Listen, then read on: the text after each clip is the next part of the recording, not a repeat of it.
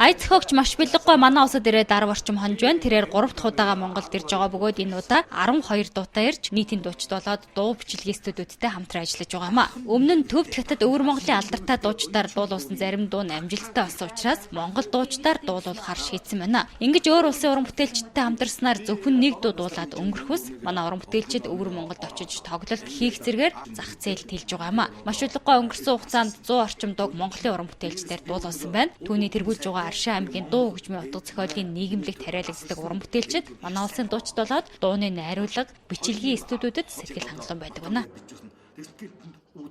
Энэ Монголын соёлыг бол их биш чулуун цэг дүү Монголоос ашаад очоод бол нэг 10 гаруй дуу авчирсан. Дахиад би өвөл ирэхтэй бол бас 30-40 дуутай ирсэн. Тэгээд нэгдэн ирэхтэй бас 20 дуутай ирсэн.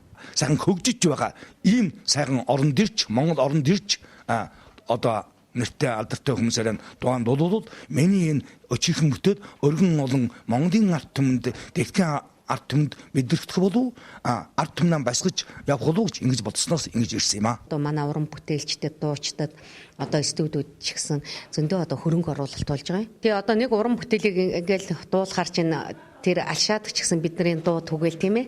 Энэ Монголдон ч гэсэн бид нар дуулаад тэгэл одоо энэ хоёр улсын хооронд явж харилцсан одоо уран бүтээлийн туурвах энэ үйл ажиллагаа маань одоо бүр тасралтгүй үргэлжилэхээр болчихол байж байгаа. Маш удалгүй мөн хөгжмийн зохиолч Эрдэнэ чулуун Алтан уяг нараас зөвлөгөө авч уран бүтээлээ хянуулдаг байна. 2013 онд анх удаа Монголд хөл тавьсан хэдий ч түүний зохиосон 200 гаруй дууны 100 нь Монгол орны тухай өгүүлсэн байгаа юм. Энэ удаач мөн сайхан Монгол орон хэмээх шинэ уран бүтээлтэй ирсэн байлаа.